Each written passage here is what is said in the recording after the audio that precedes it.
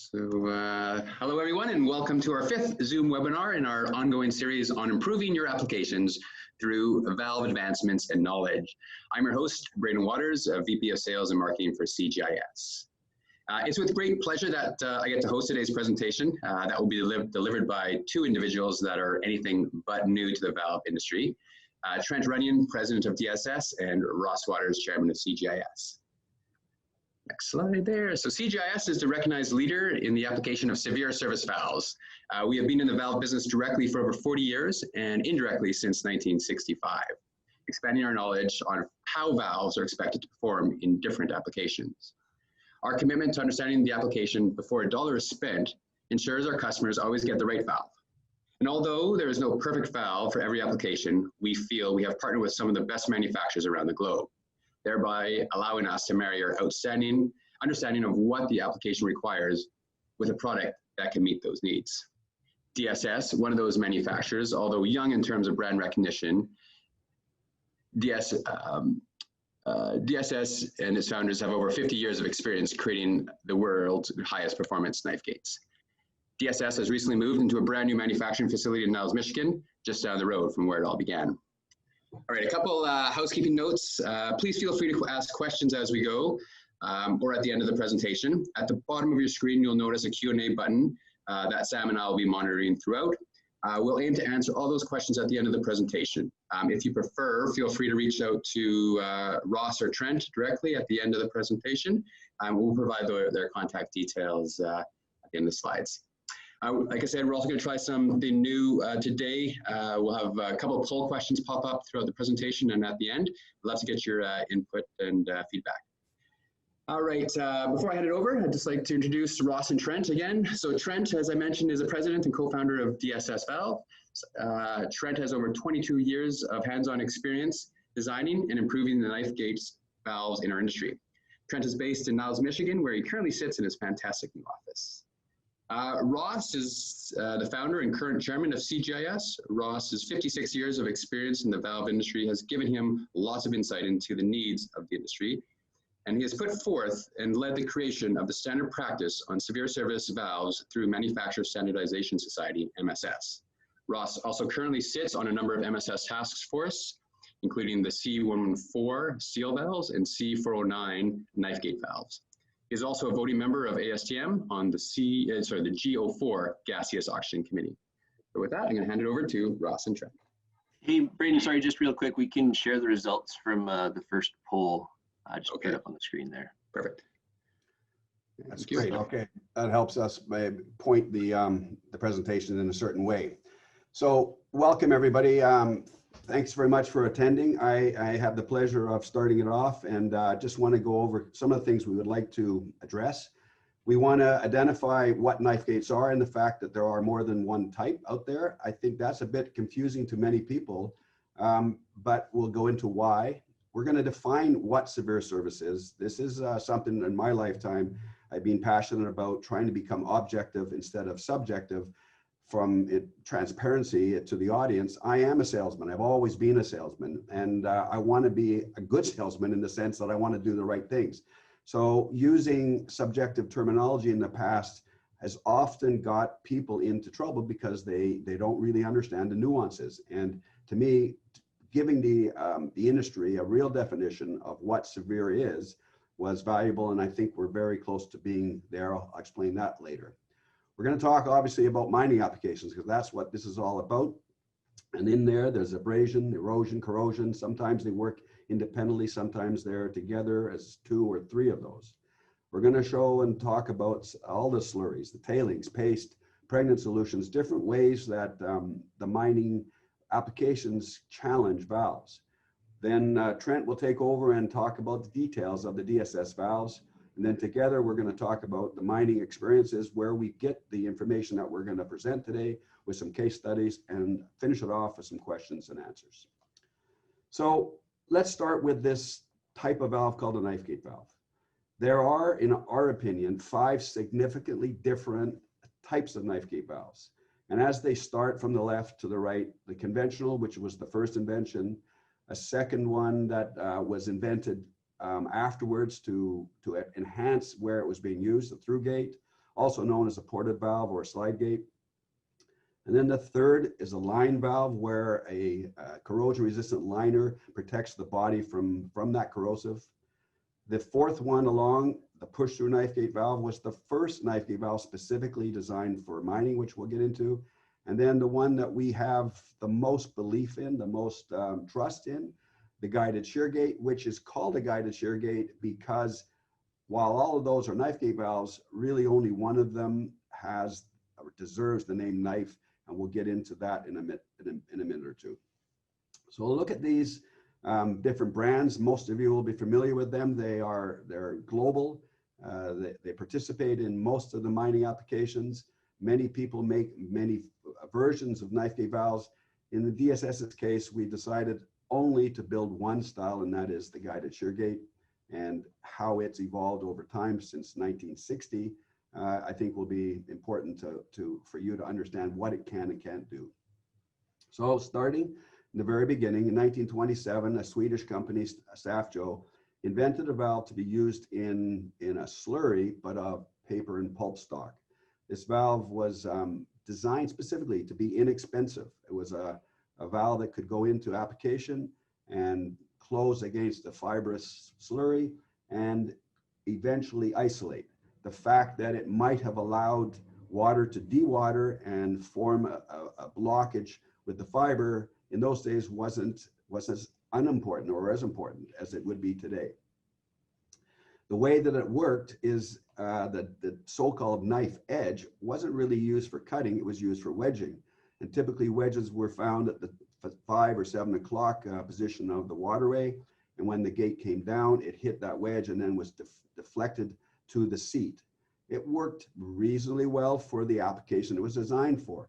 But I would ask you to consider yourself, if this valve was a larger diameter valve, say 12-inch or bigger, and it was wedging on the bottom, the 6 o'clock position of the waterway, what was holding the gate at the top of the waterway against the seat? If you don't have enough differential pressure, the stiffness of the gate for the pressure that this valve was in would not be enough for it to be a tight shutoff valve. And in fact, it's allowed to leak 40 cc's per inch of minute per inch of diameter, which is a lot of leakage if you're somebody that's trying to work behind it.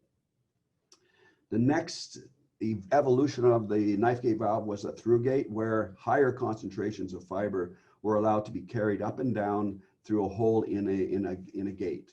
There was really, in the first ones, no seat, although later designs have some seats. But the only thing stopping the product from going to atmosphere was 2 packing glands, a top and a bottom. The bottom of the gate in the through gate isn't cutting as well. It's just a flat piece of round hole that goes up and down through packing followers. The next invention was a line valve. Again, this is one of the additions to a product there where you want to continue to keep the cost of acquisition down by having a thin liner, could be steel, could be Teflon, could be urethane, against the body material like ductile iron or cast iron that isn't expensive. And so you keep the cost of the valve down.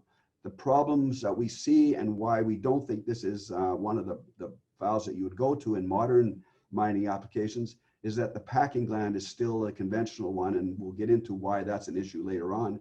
And many of the failures we've seen with line valves coming from external corrosion, not internal corrosion. The gate tip can be either pointed like it is in the case of a urethane line version, or flat against a seal that's not really a knife gate as well. It's just going to close against a resilient elastomer or polymer. The push-through was the first mining valve, as we mentioned. It was designed specifically to be used in the front end of most mining applications, the grinding and milling circuits, flotation, where the neutral pH of the process was okay, because all these valves do have an issue. They do discharge when they close.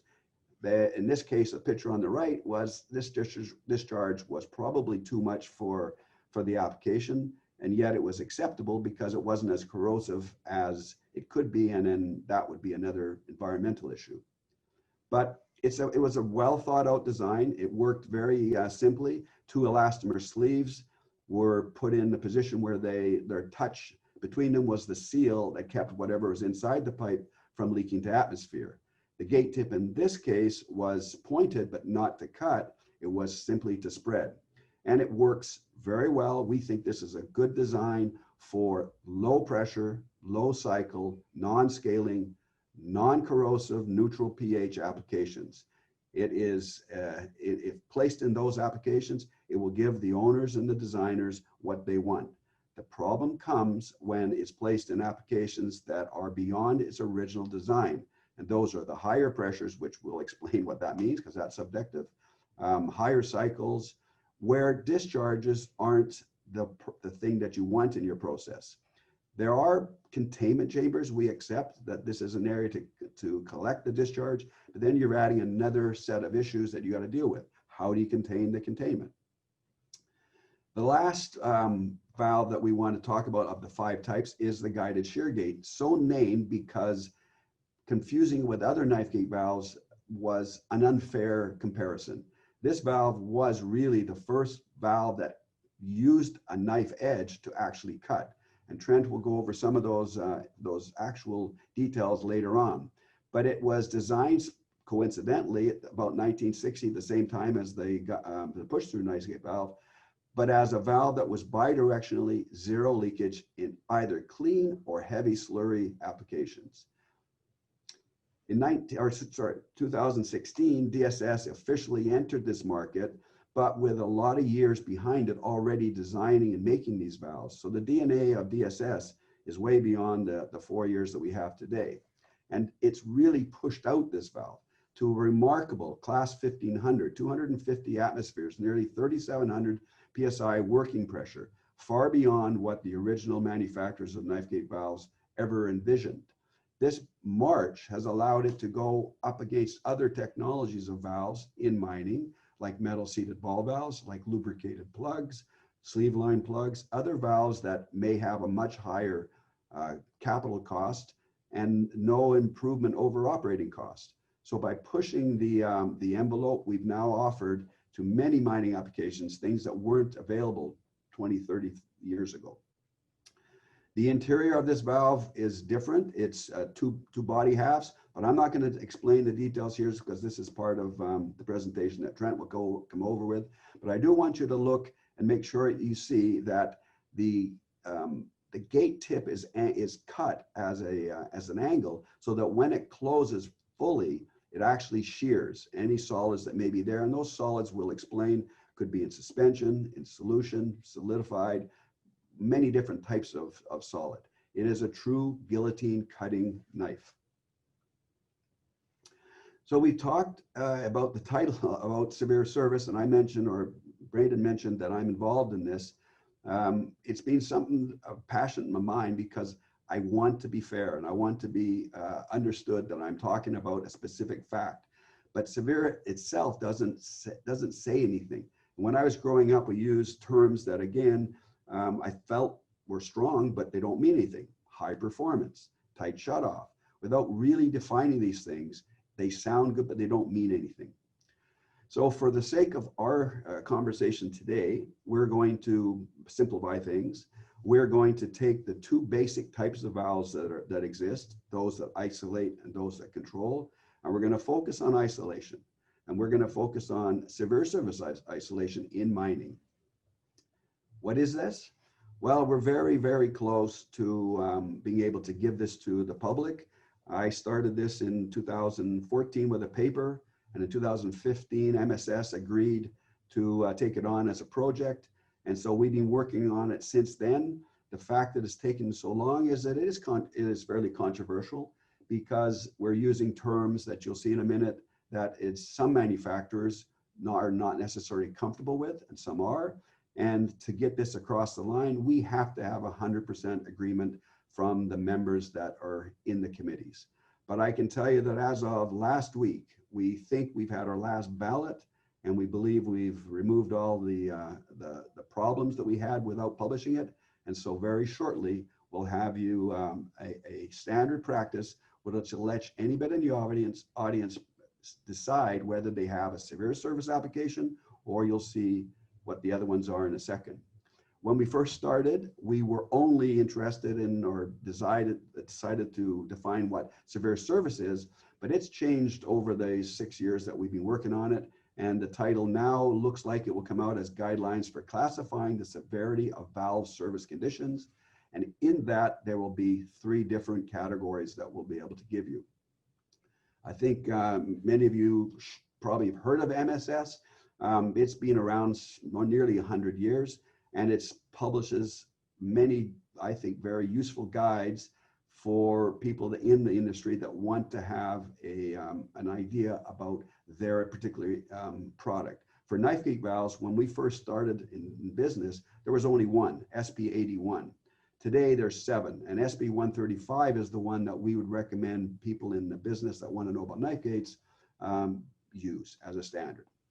So here we are now. We started with just severe service valves, but today we decided that it's better for us to be able to explain why you might have 3 different categories of criticality and what you're going to do with when you get one of those or the other. Where do you guide yourself to look? So we have today severe service, fit for purpose, the middle one, and at the lower end where it's not as critical, the general purpose valves, which in the past we would have called commodity valves. But that was one of the problem words that many manufacturers didn't want to be associated with. And so in fairness, we got rid of commodity and said general purpose. So when you look at some of the factors that you may want to apply to deciding what to focus on when you're in this criticality is, what is the consequence of a failure of the isolation valve? If it's not that consequential, it's quite likely that these valves are going to be worth the lower cost that you pay for. Are you going to repair them? Probably not. You'll probably replace in kind. Will you be able to get them from somewhere in stock? Probably, because they're highly used. Purchase price is going to be low. The data needed to buy them is going to be pretty simple. You can probably order them off the internet. Fit for purpose is a little more challenging. The consequence of the failure is going to be more. And so you start to invest more from how do you pick the right one instead of buying the cheapest one. This will be somewhere in the middle. And you may repair it or you may replace it. And you may find it in inventory. The severe service valves are the ones where if you have a failure, if it fails to isolate properly, the consequence is substantial, whether that is lost production, an escape to atmosphere, human safety is endangered. All those things come into where these valves are. The long-term isolation, it should be tight for how long? And again, what does tight mean? Does tight mean some leakage, no leakage? That's a whole subject in itself. We're going to use the word zero leakage today to tell you that's a test that we can apply. And when the valve is closed and isolating properly, there is no passage of anything downstream.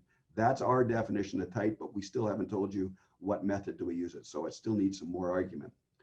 The availability, it may need to be made to order, but those companies like ours who focus on severe service as the primary target likely will have inventory of those products.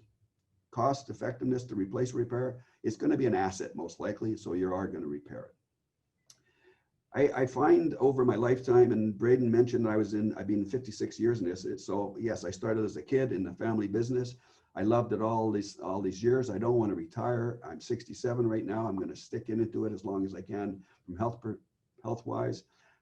It sort of amazed me over my lifetime in it that there are some obvious things that I now know that I didn't know 20 years in, 30 years in. And when you look at data sheets given to me as somebody now who has some experience for us to select the proper valve technology for the application, there's a lot of information missing. And one of the primary things for isolation valves is, what is that valve going to do in its lifetime? So a simple statement, an isolation valve has 4 positions of being. It's either fully open, it's either fully closed, or it's cycling between those 2 positions from one to the other. Those are 4 different positions, even though the data sheet may say the maximum design pressure is X and the maximum design temperature is Y. When you're closing a valve or opening a valve on a flowing process, things are changing, and you need to understand that to see how is it affecting the the items that are put into the valve design to make it tight when it's isolating. So we were very careful to understand that and to know it. And in mining, as some of the applications we're going to talk about, this is critically important. Corrosion resistance, for us, it is where is that corrosion going to occur in the sealing component. For a knife gate valve, it's the gate and the seat. So over the years, we started to see companies get smarter, I think. This goes back to the year 2000, and it comes specifically because Suncor Oil Sands had a real issue. They were isolating their valves once a week, and they were failing, but the data sheet that was sent out to provide valves for them prior to this one didn't have any frequency of operation.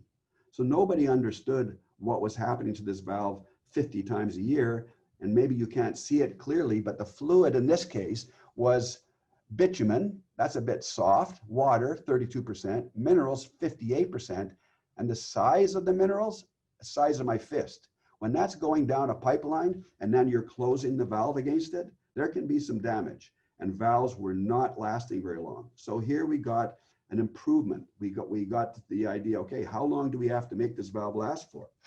The interesting part here, though, if you look down at the wish of the performance of the valve when it's isolating, they put on the data sheet bi-directional bubble tight. Well, they reference FCI. FCI is FCI 70.2. In that standard, which is allowable leakage rate for control valves, that's the title, there is no bubble tight. There's class 5 that allows bubbles to leak. So there is no bubble tight. It's a bit of a problem. We need better information.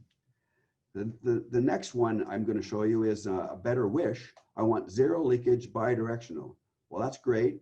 Look at the applications: acidic slurry and high pressure steam. Can I do that? Well, in this case, this particular data sheet, I know it intimately, it's from Africa. The valves that were put into these servers lasted 17 weeks. Is that good for the application? They're expensive valves, and the downside was big. But the problem here is it doesn't tell you how do you test to get that zero leakage. So let's get into some of the things we want to talk about and look at a typical concentrator flow sheet, really basic ideas here, just to show you where we think we want to focus in the future. So you got a mine, whether it's an underground or an open pit, you got to start there.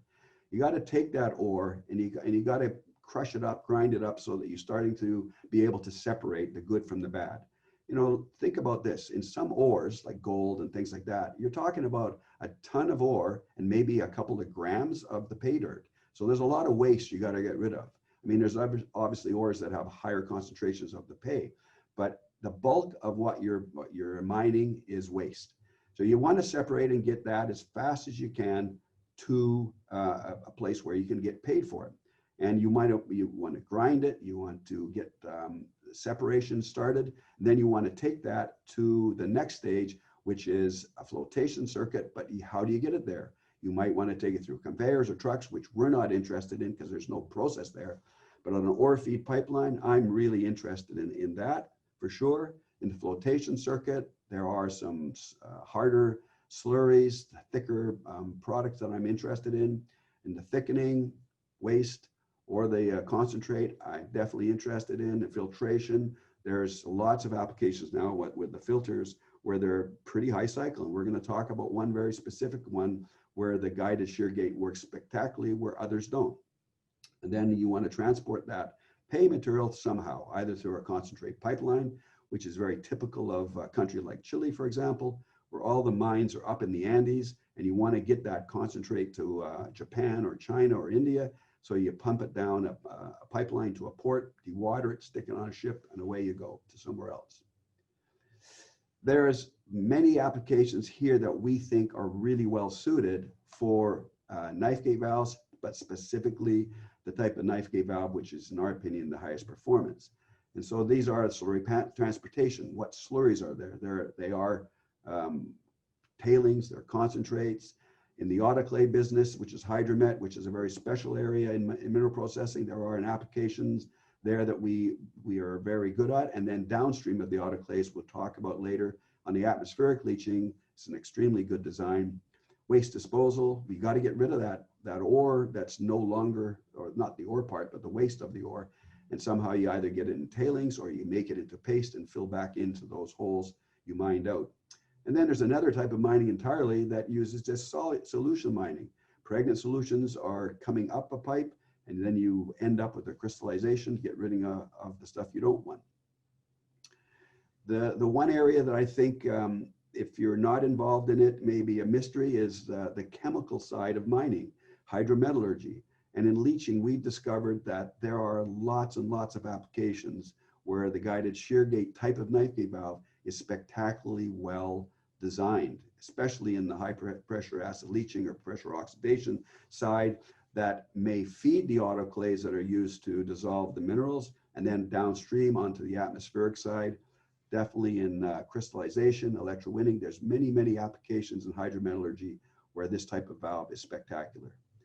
But because we have an industry that sometimes doesn't quite understand what the knife gate valve is and does, we put them in the wrong applications. And these valves are not bad valves by any means. They're not made poorly. They're just selected incorrectly. The valve on the left was one of the first valves that taught me how to focus on hydrometallurgy. That was a line valve that, if you can see, is leaking a fluid. Well, that fluid is acid. 50 degrees Celsius is hot, pH of 1, it's aggressive. It's leaking from the body because it's ductile iron and is being dissolved from outside in. Picture in that center position there, that's acidic solution, again, hot. It's on the 4th floor of a building. It's not a good thing to have that valve free discharging. That's a failure of that valve in this application. Again, not a bad valve, but put in the wrong place.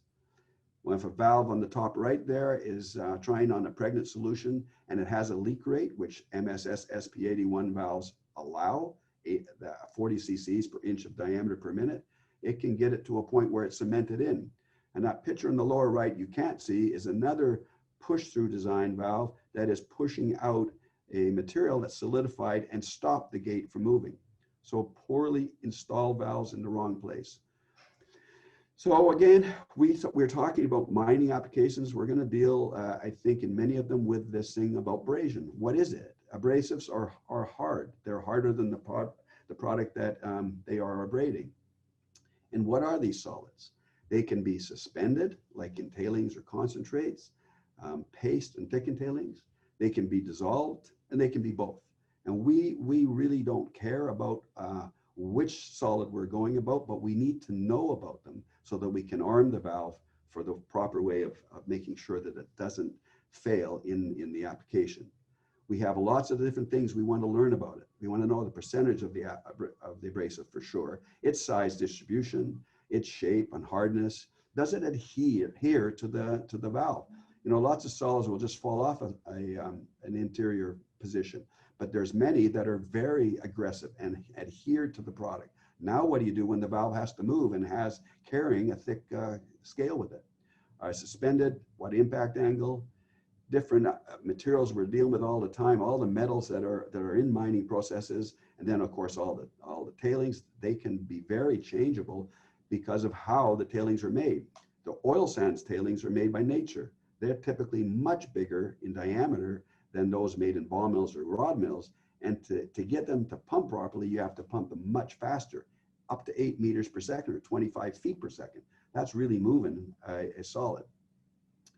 We look at the size, it makes a big difference. Is it round? Is it rough? Is it shape? Is it hard? We got copper on the left, and you've got just an ore feed brown grains on the right. We want to know how it impacts the material that we've used in either our body or our wear parts, our gate. It has a difference. Is it a ductile or is it a brittle material about how much material is removed as it goes? And as we've mentioned, we're dealing with different forces that can damage the valve. Here we've got abrasion that clearly came from when the valve was closed and was able to get through the seat and the ball and remove a very hard surface. In this case, this is titanium dioxide. It's a pretty tough skin, but it got removed. And then another coating got removed, but not from abrasion, from erosion, from flow. And the bottom picture is, I'm talking about corrosion because that's what ultimately led to it, but it didn't start as corrosion. It started as erosion that removed the PVDF coating on a ductile iron butterfly dial disc that was in an acid application, where as soon as the protective coating was gone, the acid dissolved this disc, and then of course nothing could hold back the PVDF from being worn away. So we're gonna go now into the actual applications that we want to know and talk about this thing called a slurry. And what is it? I've been borrowing information from a company that's a scientific supplier of knowledge and engineering in slurry pipeline systems, Patterson & Cook. They've graciously allowed me to use some of their slides and their definitions, and I thank them for this. Basically, though, a slurry is a two-phase mixture of solid particles and liquids, and ideally, the carrier pushes and pulls this particle along with it. And if we learn about this later on, you're going to see as much as we can, we want that to be homogeneous if it's possible. It's not always. But if you look at the right pictures, you're going to see very different viscosities from the different types of slurries we can get, from a very low density, which might be as low as 5 or 10% solids, to a high density slurry more typical of tailings in the 50%, and then paste so thick, it's as thick as toothpaste, and it doesn't slump like the bottom picture. So there is a very different continuum of solids and what that nature of the product looks like, from anything from a quite loose slurry on the left to a very thick cake on the right. This whole industry has expanded greatly since I started in the business many years ago. We now have pressures in slurries up to ASME class 2500, 425 atmospheres of pressure. This is a lot of pressure. And pipe diameters now up to 40 inch. When I got in the business, I doubt there was a slurry pipeline above 20 inches. And in 1995, when we really jumped into the oil sands, it was 24 inches. Well, they have continued to push as we do around the world into much bigger systems. The oldest running slurry pipeline that I know of in the world was built in 1967 in Tasmania, the Savage River Slurry Pipeline. It's still running. It's still using technologies that are still growing. But let's go to where most of the products that we're going to look at are going to be used, and that is in low pressure systems. So we count that in our own mind as class 600 or 100 bar, 100 atmospheres, 1440 psi and below is what we consider low pressure. So the three ASME classes, 150, 300, and 600. This is an area that we really believe that knife gate valves do have the best chance of being selected successfully for the design. We know we can handle the pressures well right now in the guided shear gate for sure. As we mentioned, we're building them up through class 1500. They're well suited for almost all of the applications as isolation valves in these areas. We think that the elastomeric or polymeric seats or the hardened body gate and wear rings is the way to go. But we do accept that, as we mentioned before, the push-through knife gate valve has a very strong place here at the lower end of these pressure classes. Within pressure class of 150, at the lower half of that, even though they are available in the class 350 bar, we don't think they're suitable for that application. Let's look at some of the challenges that we look at. This is taken in Salar de Atacama in Chile. I'm standing on this, what it looks like rock. It's crust. It's a salt crust. I'm literally standing on a 200-foot thick cap over a salt lake. When I looked at the data sheet to provide a valve for this application, the media was brine. Well, brine in my definition is a liquid. But when I look at this pipe, I can see there's another component. It's the dissolved solids that are precipitated out and coated the inside of that pipe. They're going to do exactly the same thing in the valve. If I don't know that, how can I design the proper valve and the actuation to be able to cut through that scale? It's a big challenge. We've pushed, as we mentioned, the world to using knife gate valves where they hadn't been used for 20 years prior. Here we are in Panama. This is probably 2018. We're looking at a copper concentrate pipeline that's taken the copper concentrate from the mine to the port in the Caribbean Sea. I think it's around 80-kilometer pipeline. This is a class 600 double block and bleed valve that we installed successfully in a very high concentration copper concentrate. In 2012, we installed valves on a class 600 GAHO positive displacement pump on magnetite iron ore. Very dense, very heavy, very high pressure. It's been working fine. This technology was not unknown to the people we sold it to in those years. This would have been a lubricated plug valve or a metal seated ball valve, but at 3 or 4 times the price. We just have to be aware that what is the nature of the process, what could it be? In this case, is something no one wants to see, but this is a real precipitation that happens in a process in the United States that we would have to deal with. How would you be able to cut through that? We can when we know that's the problem that we have to solve. Here we are looking at paste. This is another growing area for our technology. It's a real challenge. There's abrasion, there's erosion, there's blockage, as in this case, it cemented itself up, precipitated. It's solid. How does a valve deal with all that? But we can, and so I'm going to take a rest now and let Trent show you really how and why this valve is the one that we think is the best for your applications.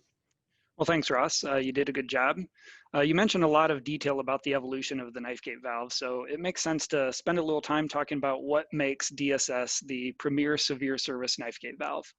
And one of those reasons is that DSS is a knife gate valve that can actually cut. Not all valves can. Conventional knife gate valves cannot, line valves cannot, push-through valves cannot, and that's because their gates are not fully guided. Encountering solids in the pipeline can cause their gates to deflect, warp, and leak to atmosphere. The guided shear gate design consists of 2 key elements, a shearing tip and the internal gate guide shown in the upper left of this image here. From open to close, the gate is guided the entire way, removing any option to deflect when solids are encountered. When the gate strikes materials, the material is sheared away and angled away from the seating area, enabling zero leakage where the gate meets the primary seal down there at the bottom. The secondary seal further eliminates any possible leakage to atmosphere in between the 2-piece body design that we show here. To demonstrate our rock shearing capabilities, we've put together a short video. While we're not going to show you the video here on this webinar, I encourage you to venture over to the DSS Valves website at dssvalves.com and click on the About tab, and then you'll find a guided shear gate design pull down where you can watch that video. And it's rather impressive. I encourage you to go take a look at that. So basically, it all starts with the severe service knife gate valve. The SSKGV is the backbone to all of our valve designs. Many design elements of the product span across our product mix, of which the single most important is the guided shear gate design. These are incorporated into all of our product, the double block and bleed, the soft start pace valve, the control valve, the junk trap, round to square, square to square valve, and even our M81. Now the M81 shown there is a unique valve that really kind of lands in between fit for purpose and severe service. Basically, we've pared down our severe service knife gate valve to create a lighter offering that's perfect for applications that still require bidirectional zero leakage isolation, but only up to MSS SP81 pressures. So basically, we've really simplified it to include just the key features. The product attacks low pressure severe service applications that are a commonplace, but don't always need a true severe service knife gate valve. This valve is a great option for industrial applications that require tight isolation due to media that frequently includes fibers, scaling, and other dissolved solids, but only up to MSS SP81 pressure specifications.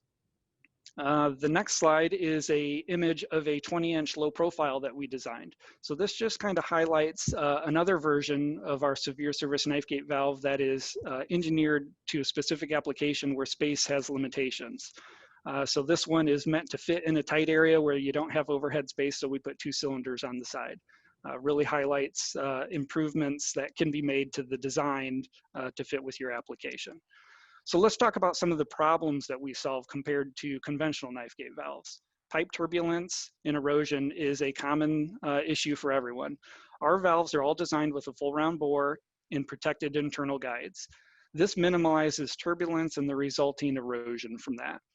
We've designed our valves with bores to match STD pipe sizes on class 150 and XS pipe sizes on class 300, and we also offer custom bore reducers for line pipe and HDPE pipe. Leakage to atmosphere is also a concern for all knife gate valves. These images compare guided shear gate valve manufacturers to DSS. A key part to this style of seal is the Teflon packing, which hydraulically loads the transverse seal to maintain tension across the gate. The guided shear gate's transverse seal system is far better than other methods of packing used by conventional knife gate valves. As you can see, Gen 2 has a single scraper on the left. It might be a little bit hard to see there, but there's only one on the left, and a thin cross section, which can separate while stroking. This allows Teflon packing to be drawn out, preventing the seal from stopping fugitive emissions. Gen 3 and 4 in the middle made improvements by utilizing an additional scraper, as you can see on the left and the right. However, they're short and they're able to pull out during stroking, and the thin cross section is still a problem. The Gen 5 DSS, as you can see, has wider, deeper seals and scrapers, and the cross section is thicker, making it easy to provide zero fugitive emissions, even in high cycle applications. While all guided shear gate manufacturers use a similar transverse sealing system with scrapers and silicone impregnated Teflon packing, there is variation, and DSS is the best and the newest design. We've also standardized on our dual transverse seals for all sizes 4-inch and larger. Because of the sealing technology, all guided shear gate valves can cycle 10 to 50 times more than other types of valves. And with the improvements DSS has made, we're able to hit higher pressures. Another key part to true isolation during cycling is our mechanically retained seal around the gate. The retention holes that you see on the image there are in both body halves, the front and the back body, and these eliminate stretching, tearing, and deformation. This ensures repeatable zero leakage. Pipe stress is another issue for any valve, especially a split body design like DSS. So we perform finite element analysis on every valve, ensuring sufficient body bolt sizing and quality and quantities are implemented. There's an image in the upper right there showing the FEA on that. Failure of the actuator mounting structure is viewed as a valve failure. So while actuator structure failures may not cause fugitive emissions, this type of failure can yield a valve inoperable. We also perform FEA on all of the components of the top structure to ensure this doesn't happen. You'll see in this next photo, the valve on the right, the mounting plate for the hydraulic actuator has been deformed because it's not designed adequately enough to handle the forces. The DSS on the left, you'll see has a thicker mounting plate and is doing quite well. Utilizing correct manufacturing techniques throughout the process is key as well. All of our patterns are made from the best redboard material, which is what you see on the right. This material won't warp, crack, or deteriorate in the harsh foundry environments. We use solidification software to predict and correct cast defects before castings are even poured. So that's what you see in the upper left there.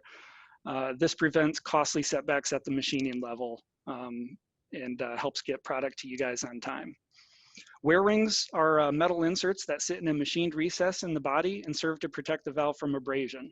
We found these additions can help our valves last significantly longer in the most severe applications. Most wear rings are typically made from nihard, which is a chrome white iron. This material is well proven and relatively low cost compared to other options. It's great for abrasive industries such as mining. When more corrosive agents are present, different wear ring materials are often recommended, such as ceramic, weld overlays, and high alloys based on their ability to resist corrosion. A great feature of wear rings is their ability to be removed, rotated, enabling the user to adjust areas of high wear and extend their use. Weld overlays, as mentioned before, are intended to improve the wear resistance along the flow path and seating areas of the valve. By welding a metal like chrome or tungsten carbide to the base metal of the valve, valve life can be extended dramatically.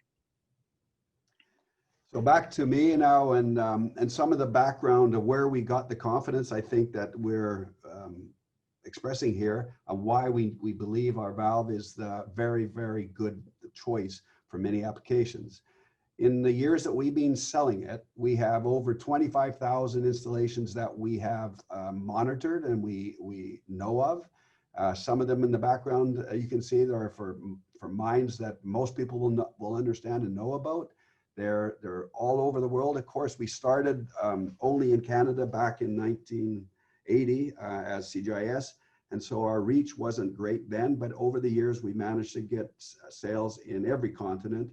And for sure, the top 100 or 200 mining companies have had experience with sales of the guided shear gate. We were also able, because of our tracking of the data, to be able to get a SIL 3 rating, the first one in the world in 2015. And we're simply, just renewing that in the next couple of weeks. I believe, Trent, it's going to be 2 or 3 that you'll obtain that, is that? Yep, we should have it in the next 3 weeks or so. Yeah, so again, a testament to the reliability of the valve. For those of you who know what SIL is, it's a statistical analysis of the mean time to failure in a system. And we can now go to the second highest in a single valve configuration. With two valves, SIL 3 valves, we can go to SIL 4, the highest rated. So the talk and the view that I'm coming from today is from a number of places of those 25,000 installations, but really we want to focus on the ones where I got very specific information: the ore feed pipeline at Ambatavi, a concentrate pipeline, Sino Iron in Australia, tailings in Chile at Tupalambres, separation and tailings in the oil sands at CNRL and Suncor. And then there's 70 or so global hydrometal autoclave facilities that we track and know about. PAL, whether it's HPAL or PAL, it's pressure acid leaching, it's for nickel, and POX more for gold, copper, molybdenum, uranium. We have a lot of experience that we can bring to an audience that may not be aware of what a guided shear gate is. And so let's look at some of these in detail and tell you the history. So BHP Billiton is one of, I think, our bigger successes. We are getting some very interesting things from BHP because they trust what we have done over the years and are starting to use it more and more in their facilities.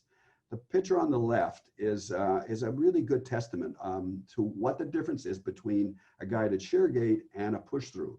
When a large mine in Australia was upgraded with a new tailing system to deal with an acidic tailings, the valve that was used was a very well made, very well known push through knife gate valve. The problem was that it had sleeve failure about every 3 months based on the number of cycles and the nature of the process. We came to them and said, I don't think that's a great life expectancy for a knife gate valve. Let's put in one of ours. We were put in, the case had to go 3 months and then be analyzed. After 3 months, we were pristine, put back in, went to 6 months. That 6 months went to 1 year. That 1 year went to 2 years. We're now in our 3rd year and it still hasn't failed. That's a tremendous improvement of process control and, more importantly, of not wasting resources. This broken sleeves, where do you get rid of them? Especially if they're radioactive, which in this case they were. This was a huge upside for BHP. As a reward, we were able to talk to them onto some of the more, in our case, simpler applications where we felt it was reasonably easy. And the picture on the right is double block and bleed valves on their sulfuric acid line. It's a clean line. There's no slurry there. There are various concentrations of sulfuric acid used, and they preferred the advantage of having a double block and bleed in a very tight area for real estate, but also extremely safe for their workers, because when it was locked, closed, in this case, you can see if you're careful, you can see the one on the right is locked open actually. But when they were isolating and working downstream, you would close it, lock it closed, open the drain, prove that there was no through passage of acid, and people could work safely downstream. That's led to a couple of other very interesting things we'll talk about a bit later. This is one of the ones that I'm most proud of. It's a Sino Iron, which is the world's largest magnetite mine in Western Australia. They have some of the world's biggest filter presses. These are Metso filter presses. The application is pretty challenging. Of course, it's dewatering press. There's no point in shipping water with the concentrate from Australia to China. So you want to get rid of it. And that's what these presses do. But to be able to do that, you've got to cycle the feeds and the discharges properly. And the average number of cycles for this valve a day is 70. When they built the plant, They built it with push-through knife gate valves. Push-through knife gate valves did a decent job, lasted 3 months, had to change the sleeves a couple of times, and then they had to change the valve on the 3rd or 4th change. Again, we looked at it and said, I don't think that's a really great life cycle. Can we be put in and trialed? And now coming up this January will be 3 years. We've done 25,000 cycles in the first year against the best that the push-through could do, which is 6,300. If you're a person like me that believes that money is important, if you want to work out the costs of going to a different technology that doesn't last versus one that does, there's an enormous return on an investment advantage of this, not including all of the labor that's not necessary, all of the environmental cleanups that you're going to have to do that's no longer necessary, all because this technology that we're supplying here is suited to high cycles when push-throughs are not. The confidence that we get from doing this right and having companies that do recognize that we're really extending their operations and making them more money has come up to a really interesting project for us. We got the confidence on a big project that is in its design stage still to be given a contract to select the type of valve used in the project. In this case, it was a leaching project, a solution mining project. The advantage we see for us to do this, we are the hopeful provider. The project is not have final investment decision right now, so it hasn't moved ahead to the purchase stage. We have been paid for selecting or doing all the engineering of selecting the items and doing up the drawings so that when it gets to that point, it's ready to go in a hurry. This was, in our opinion, the first time that we know of where a supplier was selected and chosen to do what they know best, supply the goods that they believe are the best for the application. So we used our knowledge about the valves. We used DSS almost exclusively because they are the valve that we trust and know about and have the experience with. And we were able to give the project a fixed cost for the number of years it may take for it to be built. We've reduced all the inventory because we know how to overlap what's necessary to make any valve work in this system. And we're talking around here, I think 600 different automated knife gate valves. So a very, very unique project that can be done with a product that has the reach of DSS. We go back and base everything that we're doing on this experience we have. And here's a picture from 2004 where we had the trust of, in those days, BHP Billiton, who were building Ravensthorpe, due to a chance meeting I had with the project manager, Neville Hill. And Neville was aware of the problems that knife gate valves had caused that was in a lawsuit in Australia called the Murrin lawsuit against their engineering company that designed it, because mainly valve failure. And of the valves that failed, the ones that failed most were knife gate valves. In fact, there was a story back then that these knife gate valves were known as Black Death. They really brought the plant to an end. And Neville was fearful of this would happen to his project. And we got a chance to meet. And I explained to him, well, the reason that the valves failed in Murrin was because the wrong valve was used. And if you want to have a project that doesn't fail, then let's design it properly. And this is a really interesting photograph from my past that says, okay, Neville said, hey, I've got a 10-inch valve, class 300 titanium pipeline, where on an upset, I'm going to precipitate 1 millimeter of nickel sulfide per day for up to a month. Can you design a valve that will close after 1 month with 25 millimeters or 30 millimeters of scale? And I said, yes, we have a guided shear gate can do that. All I need to know is what kind of horsepower do I need to close it? And here you see a 22-inch bore pneumatic cylinder that was selected on a 10-inch bore because that was the force I needed to close against that particular scale. So we've learned a lot of things over the years, and we've developed our own data sheets. DSS has one. We have CGIS has maybe a little more detailed one when it really gets there, but we've learned to talk together. We want to know a lot more about the details of what we're trying to do. What are we trying to accomplish? Isolate what? We know that there's not one size fits all. Not even DSS is fit for every application. Sorry, Trent.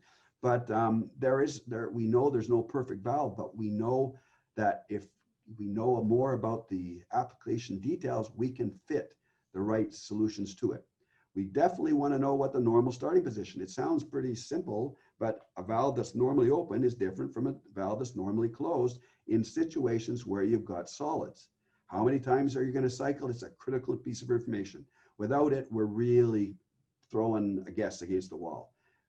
In some cases, it's not that the number of cycles higher is worse than lower, because then maybe if you're there for 1 year and you don't cycle and you've got this precipitation there, that might be just as hard as a valve that's cycling once every 3 hours. But we need to understand what that is. What is that isolation performance at the end of your period that you're using the valve for? Not in the beginning. Yes, we can start off tight, but are we going to be there after 5,000 cycles? I don't know. We have to put a much higher safety margin on the actuation when the slurries are starting to add their mass or their scale or their influence on the valve thrust and torques. And every specific application is put up there, so we have some specific options that we've learned to put on there. In summary, for us, what we want to do is give you a product that's going to last longer than the annual warranty that most people are asking for. 1 year and 1 day is not good enough for us, and that's one of the reasons we asked that poll. What's your expectation? You definitely make sure that the corrosion allowance for the parts that are doing the sealing are much tighter than the pipe they're mounted in. We want to have that tightness of closure of our gate and seat to remain that way for as long as possible. Actuation, make sure it has enough that when you've changed the thrust from a factory normal clean valve to one that's been in the highest scale for 5 years, you still got it. You give us everything you possibly can. Let us help you with our experience that we've had out there. And yes, we understand that buying the product, you've got a capital expenditure, it's important, but if you don't balance with OpEx, you're going to be wasting money. You're going to be spending money you didn't have. Okay, sometimes on a project when it starts, you only have so much capital, and we can work around that as well. But we're really going to try to argue the proper balance between those two. And experience does count. When you look at companies that are in our business supplying valves, and CGIS is a supplier or a distributor, we don't make the valves like DSS does. Our focus at the top end, or the hard challenges, has given us that experience that really counts. If we're up against somebody who's working out of the house and has never been in the field and doesn't understand what scale is, they may have lower overhead, but that doesn't mean they're going to be able to give you the right answer. Finally, I think that there are some cases I see that some valves are used as dual function. In that case, it's an isolation valve is used as a control valve and vice versa. And I have seen time and time again that's an incorrect use of valves. You're going to make them fail for sure. Don't make an isolation valve a control valve and vice versa. And of course, learn from the past. So we've had a lot of time, almost right to the hour, and I'm sorry for that. But I appreciate your listening, and I'm happy to take any calls you want now, or you can send me an email at any time.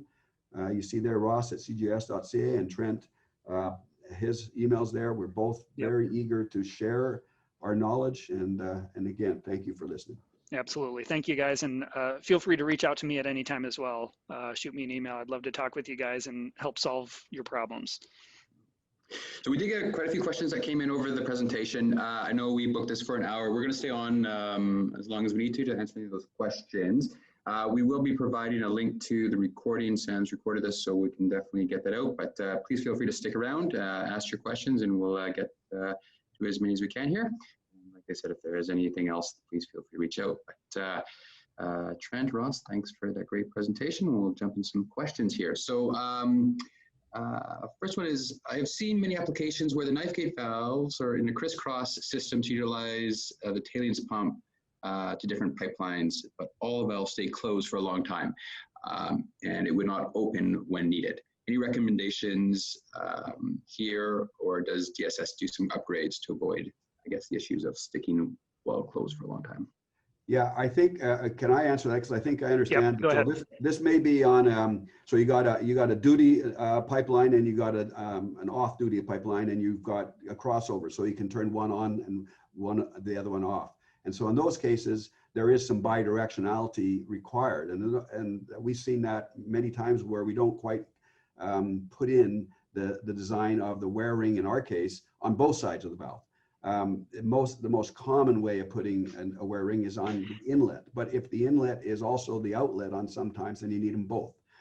So that's part of the answer. The other part is the actuation really needs to be considered and sized for the things that that may happen. And so in this case, what I think I'm hearing from the questioner is that the thrusts necessary for to open or close the valve changed over its lifetime because of nature of the process. And if this was, the solids came out of the solution, they coated the valve, and you no longer have X thrust required, you need X 1.5X or something like that, then that's where the selection of the actuator is really important.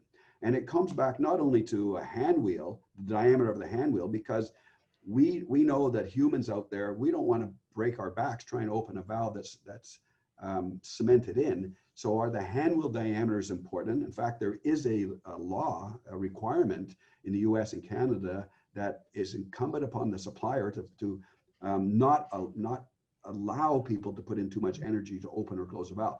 So we would use things like a gear operator to enhance that power of the hand, or pneumatic actuators or hydraulic actuators. Years ago, I was in Australia and I saw an operator turn a joystick on a pneumatically cylinder valve up and down, a joystick. And I asked him, what was he doing? And he said, I'm manually operating this valve. That's what he was doing, manually operating an air cylinder valve, because it was so easy for him to do that, but he wanted the control. He wanted to be there to see it move. So we can make the valve move as long as we size whatever actuation from manual to automated will break through the thrust that's necessary at the time of cycling. Anything to add there, Trent? I got a few maybe other comments to make as well. No, I agree with Ross, certainly on the actuators. I think actuators are key in that, and making sure that we have all of the application data so that it can be properly sized. I think too, maybe is the guided shear gate versus other test styles of knife gate, that transfer energy from making sure that it's a fully linear movement.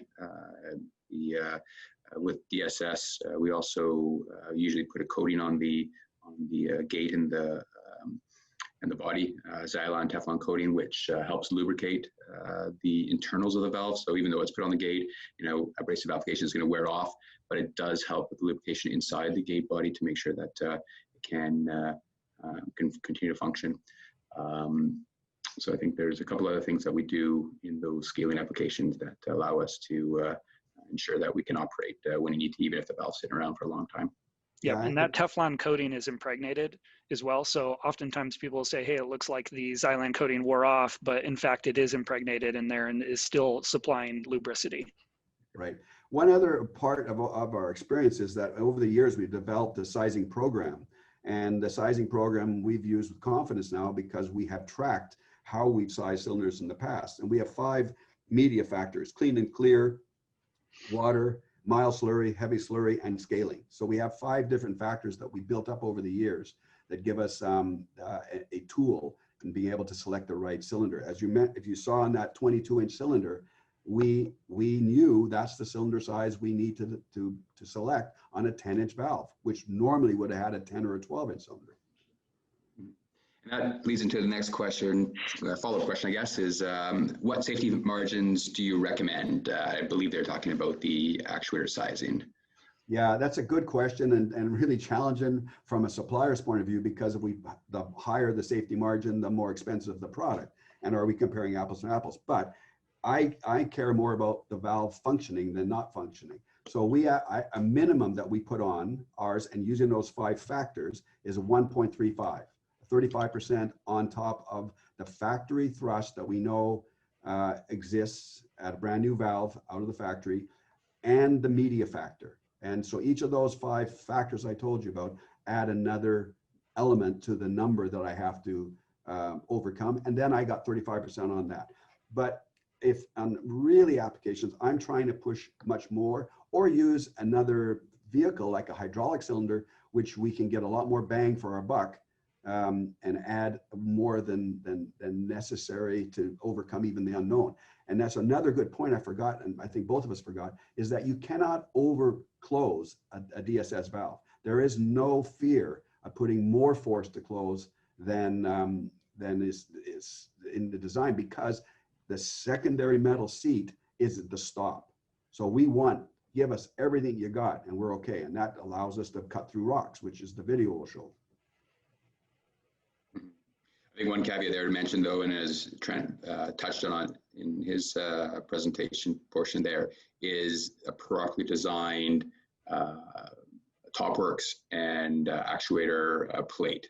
We've seen in some instances where that's not properly designed, in other types of valves where that can fail with too much thrust on that.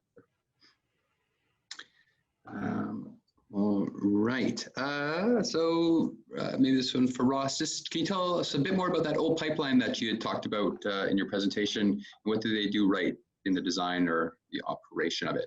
Well, it's a good question. Savage River Pipeline, Tasmania. What they did right is they learned as they went. When they first started that, and it's a really good history lesson, there was no such thing as a positive displacement pump. They had to look around the world and find piece of equipment from other industries because they were the first. And I talked to the designer about a month ago. He's still alive. He's retired now from there, but he looked at it from a point of view of, hey, there's no help in the world. I got to do something. What am I going to try? And it was just in those days that lubricated plugs were the types of valves that they started to use oil and gas designed equipment, pumps and valves. And from there, they looked at where was the problem, what happened to the failure, and they took the failure to help change the designs. And from there, we actually got into metal seated ball valves and the world's first slurry check valve, which was really a hybridization of the metal seated ball valve. I got a chance to go there in 2009, I believe. And the idea of a knife gate valve was, they had never thought of it, because in their mind, they were looking at that original 1927 invention as a knife gate. Well, that's not suitable for this pipeline. They were correct, but they didn't understand that there was 5 types of knife gate valves. And now the modern technology, or I say modern, you know, we're saying that DSS is 4 years old, but really it's 25, 30, 40 years old, because the same DNA, the same people doing this, Trent, for the last 25 years, have been making these valves and improving them since I first got aware of them in 1965. I haven't been around since 1965, Ross. Sorry. Yes, perfect. All right, there's 2 questions here on leakage. I'm going to combine them both. So the first one goes, passing knife gate valves in both water and slurry service from 12-inch to 30-inch have been a significant issue for our facility. We've tried multiple valves from multiple suppliers, but experience has been the same. Valves often begin passing almost immediately after installation and cause isolation and freezing challenges. Does DSS offer any guarantees on zero leakage for a period of time after installation? And then the follow-up question that from another person here is, what could cause zero leakage bidirectional knife gate valves to leak at the seat and the body seal? So I want to speak to that. I would like to speak to this, because this is Go ahead, Russ. Something I've been working with most of my life, and sometimes not understanding it. But okay, so this is start in the very beginning. When I first started years and years and years ago, tight shut off was the flavor of the day. It was said by everybody, and everything that was sold had tight shut off. But when you started to actually ask, well, what does that actually mean? And you find out, wow, there's an allowable leakage rate. So I got converted in my lifetime to using zero leakage as a still subjective term. But now we looked at, in fact, a couple of weeks ago, we gave a presentation on valve leakage testing. And so today there are a number of tests that can be applied to any valve, not just knife gates, any valve, and you can get a result. And the common tests are API 598 or ISO 5208, MSS SB61. There's a MSS SB 151 is specifically for knife gate valves. But in those tests, to be honest, they are for a short period of time, 15 seconds on small valves, 5 minutes on huge valves, with a benign fluid, water, air, you know, it's pretty easy, in a nice building. Does the result of that test give the confidence to put it in your pipeline when you're talking with water or air? You're talking a slurry. And so we've challenged that you need to start with an actual test and give you some kind of performance. If your resilient seated tests, API 598 requires 0 leakage. So there's that term, again, for a short period of time with a benign fluid. If you're a metal seated valve, you're allowed to leak. So the challenge then is, what technology am I going to use? So if you're using a valve that was tested to API 598 and is a metal seated valve and has allowable leakage rate, it's likely to leak in your application. DSS is a resilient seated valve. It does not leak. Yes, we test to whatever test you want us to test to, but the difference is there. So we start at 0 leakage. The difference for us is we need to stay there in your application. And that's where I hope I got across the point. We need to understand what you're going to ask the valve to do under its lifetime, that you need it to do what it's supposed to do. And that comes from the number of cycles. Where do I start? Am I open? Am I closed? What happens when I start to close? What is that velocity doing? When I told you that 8 meters per second is the oil sands velocities at some points, 5.5 to 8 meters per second, that's when the valve is fully open. If I start closing against that 8 meters, say worst case scenario, that velocity goes up, Bernoulli's theorem. That's what happens. You're forcing more fluid through a smaller and smaller hole while the velocity goes up. That's the key part of us to be able to say, yes, we can do it, or no, we can't do it. But the question was, would we guarantee it? We will talk a performance guarantee when we know exactly what the valve is supposed to do. That's CGIS. Exactly. Yep. DSS stands behind that. Yeah, and so I think just also the question on the if the valve is leaking out, right after installation. One of the things we do see with this design of valve is that there's adjustments in the valve transverse seal that after shipment we may see some weepage either out through the packing or the transverse seal design, or where the transverse seal and the O-ring seat come into contact, it can create a leak path. And so there's the best practice for any valve, once you've installed it and the system's brought up to temperature and pressure, is to go in and retighten your packing, whether that's a ball valve or a plug valve or a knife gate. Same is true there. The other thing to mention, and we touched on it during our leakage presentation a couple weeks ago, is that per a number of those tests, the factory doesn't necessarily need to prove or show 0 leakage out of the packing in every test. It just needs to prove that it can be adjusted in the field to that 0 leakage. And the reason that's allowed is so that you don't over tighten your packing unnecessarily to extend the life of the transverse seal. So when we witness or help with installation DSS, we always recommend that the packing is looked at and readjusted as necessary. Yeah, a good example of that, Braden, is the M81 uses the same technology as our standard severe service knife gate valve. Uses a lot of the same components. However, we only test it to MSS SP81 pressures. So above 24 inch, that's 100 PSI. Below 24 inch, that's 150 PSI. Whereas a lot of our other valves see higher pressures in that, and we're able to achieve that by adjusting the packing. Absolutely. And that's a good question, a good segue, I think. You mentioned MSS versus maybe ASME standards. Can one of you guys speak to the differences between the DSS design and the majority of the other designs in terms of pressure retaining capabilities? I think I can do that as well as anybody. So the original knife gate valves were not built to ASME. So they were built to a metric system, low pressure, 10 bar was the most common one. The first guided shear gate was a PN16 or 240 PSI valve. And it was imported to North America to merge it into the ASME class world. And so class 150, 285 PSI, a little bit higher pressure, or PN20, was its design. But again, most knife gate valves in the world today, other than guided shear gates, are less than class 150.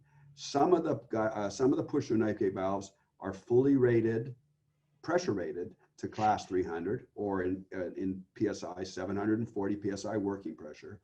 But I don't personally believe that they are correct as a design, because the gate thickness necessary to hold 740 PSI back is so thick that the stress on the sleeves is so great that they don't recover. And I have, anybody wants to see, I will show you some video from Morocco where the king of Morocco was very unhappy. He could not fill his OCP pipeline with water because the free discharge of these large diameter, high pressure push throughs had never recovered, and they were just gushing out.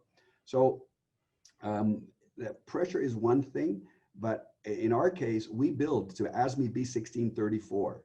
All of the valves except for M81 are built to where we can be tested at ambient temperature to 150% of the rating of the class for the shell and 110% of the class for the seat. Do we want to do the packing tightness at that pressure? Not likely, because you're never going to run the valve at that amount of the pressure class, the ASME class. You're likely going to be 70% or less. And so if we allow the valve to be tightened in service, as you said, Braden, 24 hours later, we will be able to pick up any of the pressure changes inside that will tighten our valve to make it zero leakage. Because it is, as you said, it is critically important for the connection between the transverse seal and the main seat to be intact, and you do that through the packing adjustment. Right. Right. That's a good question. In a service with high velocity slurry, how valuable would it be to elevate, so in a service with high velocity slurry, how valuable would it be if we can slow the velocity temporarily during valve cycling to extend its life? Well, that's, yeah, velocity is always an enemy with solids, for sure, as we've seen in the Canadian oil sands. I mean, if you think of that 25 feet per second of a slurry, including large diameter rocks, that's pretty challenging. Whereas most typical concentrate mines or concentrators, you're talking in the 3 to 5 to 7 feet per second, much slower, 2 meters per second maybe. Yeah, so what I'm hearing then is suggesting you take the pipeline and you increase the size of the orifice of the valve by having expanders. That might be a way to go, but I think we can live with a properly designed pipeline without having to do that by using the proper materials. So I don't think it's necessary to artificially increase the bore. We want to match the bore of the pipe and properly design piping systems by people like Patterson and Cook that are in this business. They're very sensitive to the proper or the critical velocities that keep the slurry moving properly. And I think we can handle whatever they design. I'm confident. We're using, chrome carbide, tungsten carbide. The hardness of these materials is significant as a wear-resistant material, well proven. And these are not just very thin films. They're a weld overlay. Trent, correct me if I'm wrong, but that weld overlay is like a quarter of an inch. Yes, it is. Yeah, so it's significantly, it's thick. And as we've seen in actual usage in that BHP mineral, that's an acidic tailings cycling very often in a 16-inch class 300 was the valve that we had there. It's gone for years. Mm-hmm. Yeah, and I think, one of the things with the DSS guided shear gate design is that the flow actually helps wash out that area when there is solids in your line. So a little bit of flow is obviously needed to wash out the guides and keep the the seat clean. Now, on the same token, and I think where this question is probably coming from is we talked about that stage while the valve is open and closing is the most severe on the valve, and so for sure we don't want to have that gate in that near closed position for a significant period of time. And same thing with the importance of zero leakage versus allowable leakage. If we can maintain and achieve zero leakage, then we don't see any of that velocity, significant velocity over the seat area. Whereas if we do start to allow leakage, or the valve that's selected does have allowable leakage to start with, we're going to see that significant velocities and erosive and abrasive phenomenon happening at that critical seating surface. Right.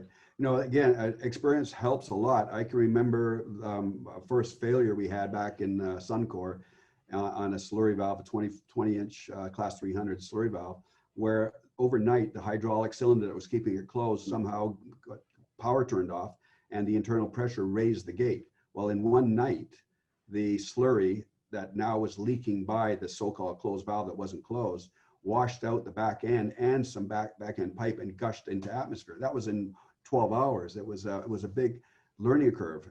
We had never protected the downstream side because we didn't really think it was be in danger, but we learned in a hurry. We need to put double wear rings, top, front and back, and then line the bore ID to prevent it being from washed out.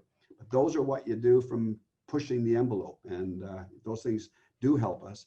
And we're pretty confident now that we can provide the zero leakage isolation as long as we understand all of those little features, number of cycles we're expected to do, what is that details of all those the particles that are going to see it, how many, am I starting open or closed? All those little things help for sure. And upsets. You know, we learned from things we didn't even ask. Do you clean the pipeline? I've sold a failure because I didn't ask that question. They cleaned it with steam. The product had a Viton seat. Viton and steam don't go together. And hey, my valve that did work for a while before it was steam cleaned, but now failure. So we've learned as we go to keep asking more questions. Sorry, Trent, were you gonna? Nope, I'm good. Okay. Next question is what are the standard coatings on gates in current market? Do you have any recommendations on coatings to different solid levels? And maybe while you touch on this, guys, you could also speak to the different materials. We didn't really mention that, but it's one thing with the DSS that I think is important. Trent, you or me? Well, certainly we offer a lot of different materials and we stock a lot of different materials. So 17.4, 316, 317, duplex, super duplex, titanium in varying grades, Hastelloy, you name it, depending upon the application, we offer a material that can handle that. We talked a little bit about the Teflon coating that we do on our gates and bodies. That's one. We'll do a hard chrome gate as well. We'll do chrome carbide overlay, tungsten carbide overlay, stellite tipping, just to name a few.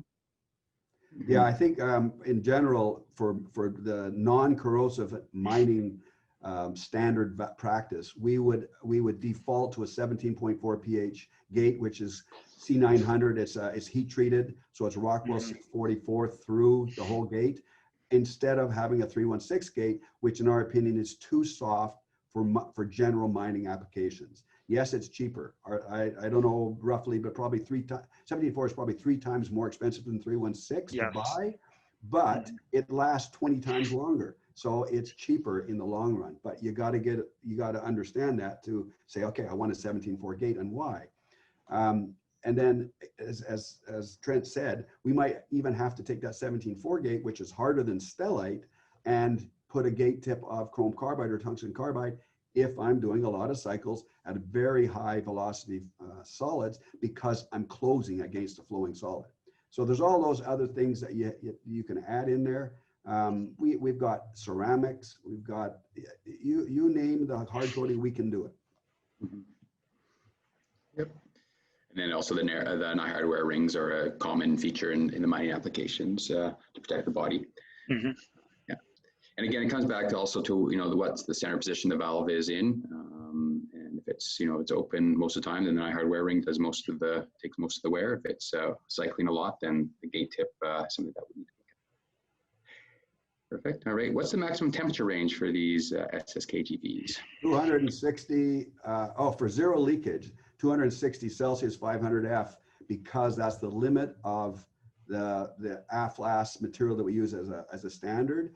There is a material that gives us another 315 Celsius, but it's very rarely used. ChemRas, or is CalRes is the brand name. So we can go there, but we are always using a resilient elastomer or polymer as our primary seal.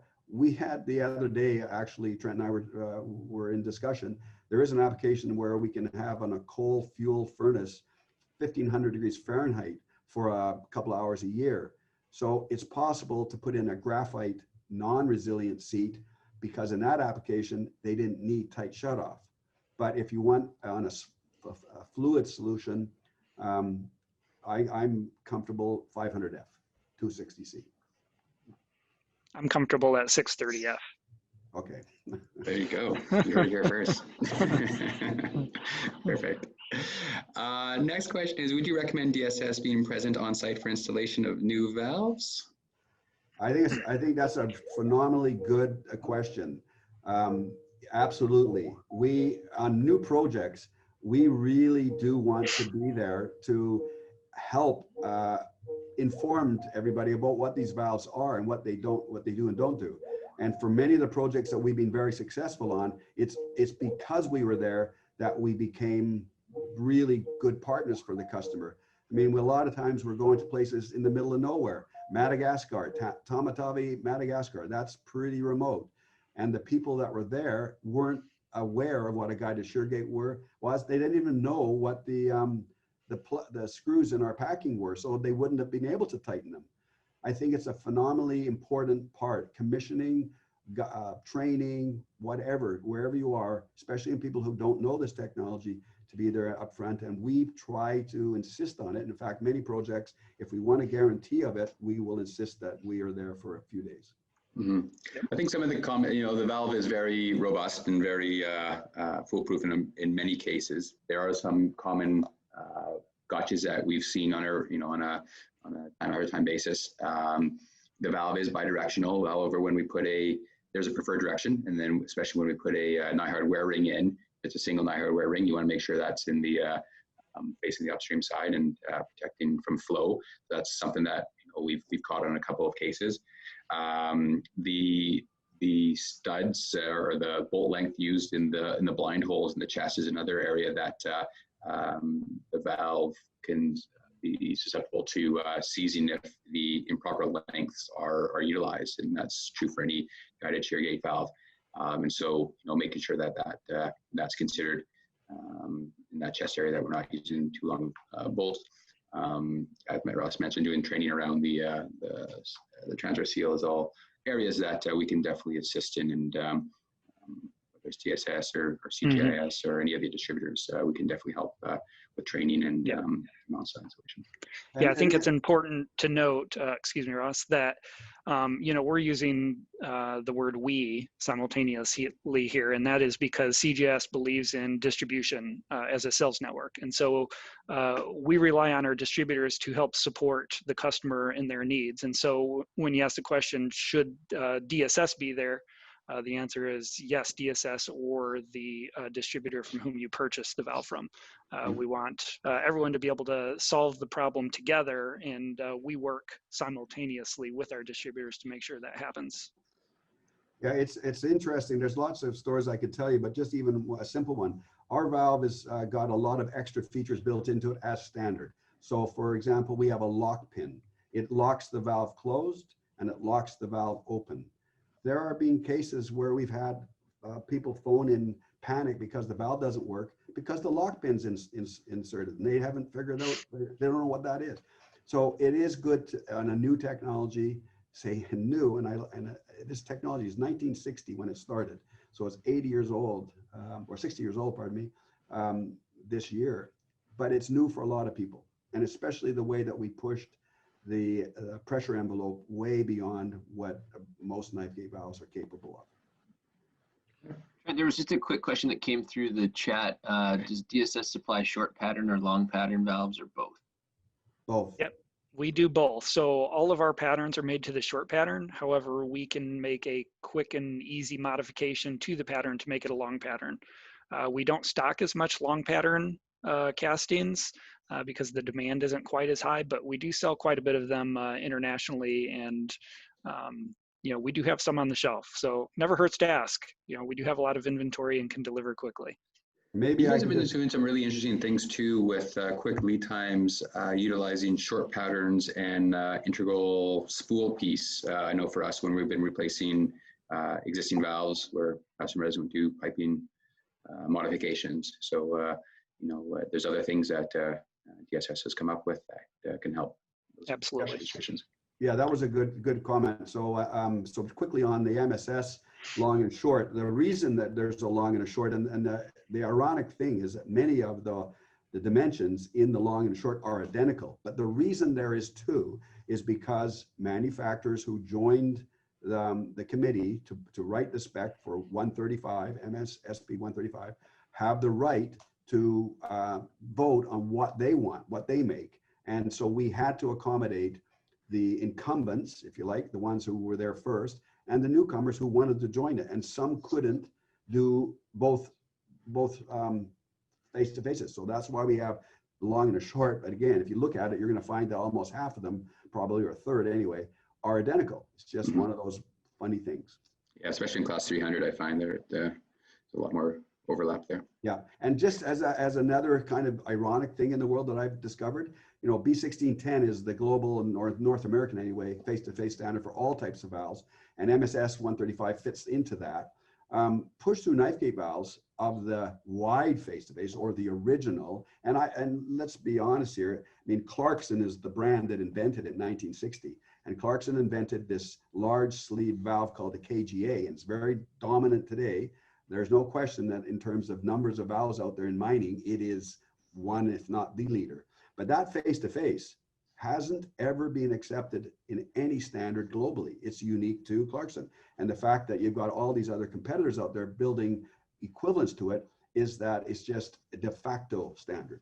And so if we're going to compete in there and we want to replace one that's not working as well, our face-to-face is much shorter, but we have got spools pieces now that we can bolt to the valve that will go into the exact space that was occupied by a thick or a KGA face-to-face style.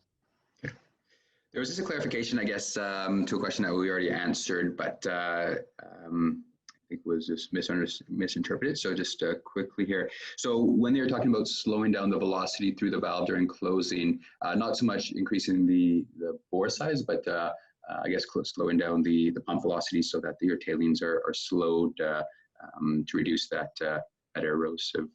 Well, that would be a wonderful, if it's available and doesn't hurt the process, that would definitely increase the length of life for the valve. So I would applaud somebody thinking that way. I mean, that's balancing the destructive force that you're artificially increasing because the valve is closing by balancing it with shutting down the supply volumes. I mean, that's brilliant. If that can be done, you would definitely increase the life expectancy of the valve. Mm-hmm. Now, a little bit of flow, though, like I said, would be, we still would like to see that, correct? Or does that matter? Yeah, because it's flushing.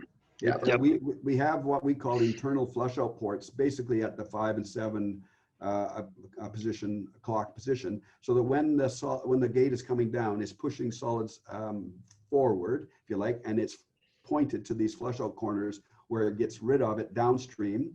When the valve is fully closed, there should be no flow, so there's no anything change anymore, but we've got rid of the bulk of the solids that could interfere with us being able to achieve tight shutoff. But the gate tip, with the power behind it to close, is allowed to engage that elastomer seat on the bottom and penetrate it to get that tight shutoff, eventually ending at that metal-to-metal secondary backup, which is it is designed to prevent overclosure. Right. Missed a second part of the question earlier on.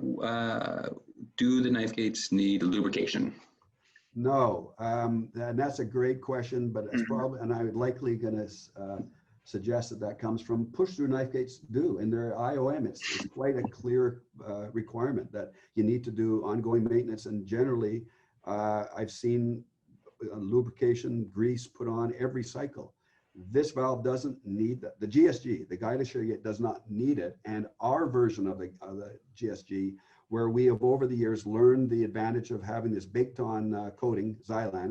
It's PTFE Teflon in polyamide plastic. The polyamide is the anchor, and the PTFE is the PTFE is the non-stick surface. We don't use it as a corrosion resistant additive. That's not the purpose of what we use it for. We use it specifically because it has a very low coefficient of friction, and while it may not prevent scale from building up on it, it prevents the scale's grip strength. That's the beauty, and that's what we've learned to do and apply. And as Trent has suggested, it may look like it's missing when you cycle it a bit on slurry, but if you looked at it on a microscope, you might see in the hills and valleys, or in the valleys, it's been occupied by a solid, the residual of this coating. Cool.